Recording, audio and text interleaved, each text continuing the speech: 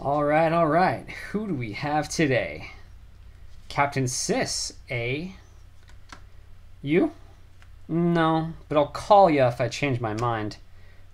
Titania, and her Protector of Argoth deck protector. Erebos? Sounds like a Middle Eastern cereal. Versus? That's right out. Oh, I know. Kiki-jiki. Kiki-jeez, I can't remember the last time I played you. Feels like so long ago. So long ago. So long ago. So long ago.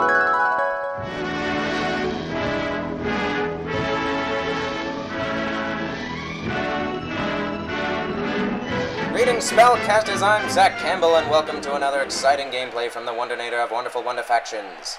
Gameplays by OldtimeyHead. Oh, and what a swell matchup we have for you folks today.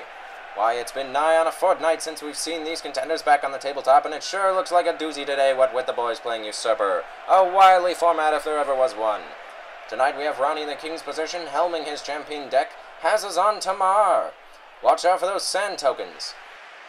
Next we have the Izzet Wiz himself, Rob, playing his combo niv-mizzet the Firemine deck. Oh ho! Watch out for that curiosity! Chris is back playing Toshiro Umezawa, and he kept a hand with only lands. Let's hope it works out for him. June, a fierce competitor if there ever was one, is back to claim the throne, laying his Carador Ghost Chieftain deck. Beware those graveyard tricks. And finally we have Tristan playing his Kiki-jiki the Mirror Breaker deck. That's 7 years bad luck if you're not careful, Tristan. We take you to the action now. As is custom, the King leads things off with Hazezon playing a black-bordered Taiga.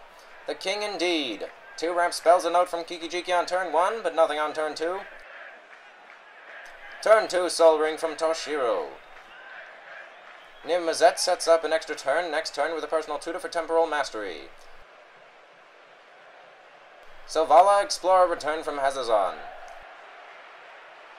Jealous of Toshiro's Soul Ring, Kiki-jiki cast Tuk-Tuk, scrap it to blow it up and deal 1 damage. Look out, artifact holders, there's a new sheriff in town. Toshiro comes out to give the team what for. On his turn 3, and niv-mizzet indeed takes another turn with the Miracle Spell. No new lands from the Izzet player. I would not want to be in his shoes, no siree. Selvala parlays on his turn, drawing folks a card and gaining him 3 life and 3 green mana. His cup runneth over. Carador opts to dredge instead, while the King then casts both Mirari's Wake and Oracle of Muldaya. Mana City, population, the King. Kiki-jiki gets a creature with Goblin Mob, finding him Siege Gang Commander. Now that is a gang of grueling goblins.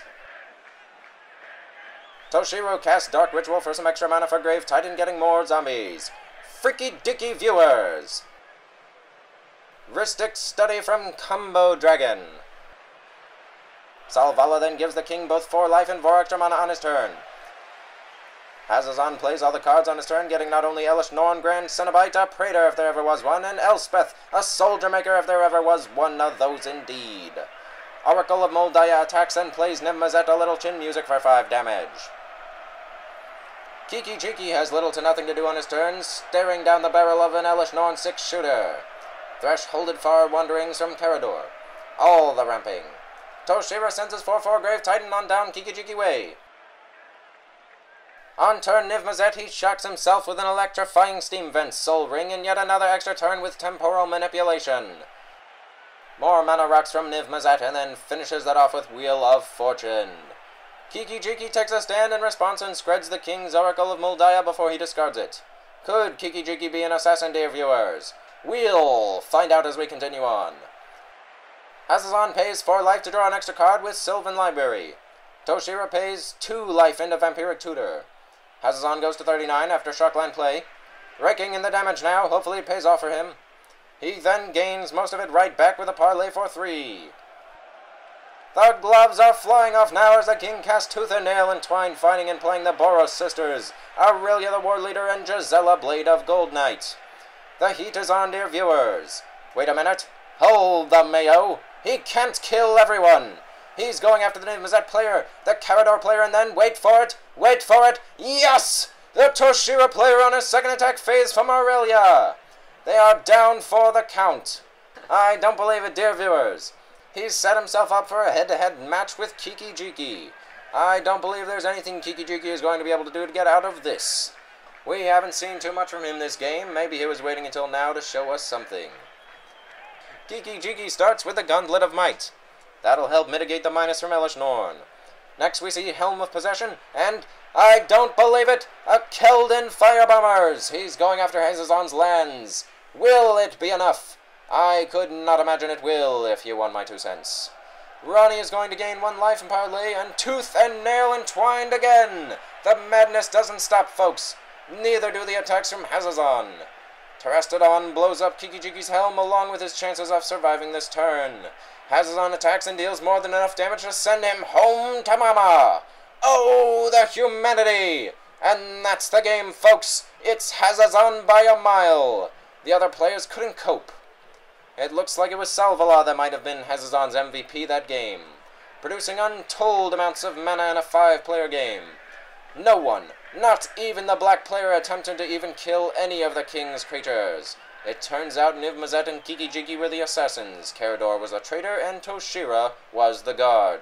That is one heck of a game in the can, my friends, but that's the kind of game you've come to expect from Gameplays by OldtimeyHead.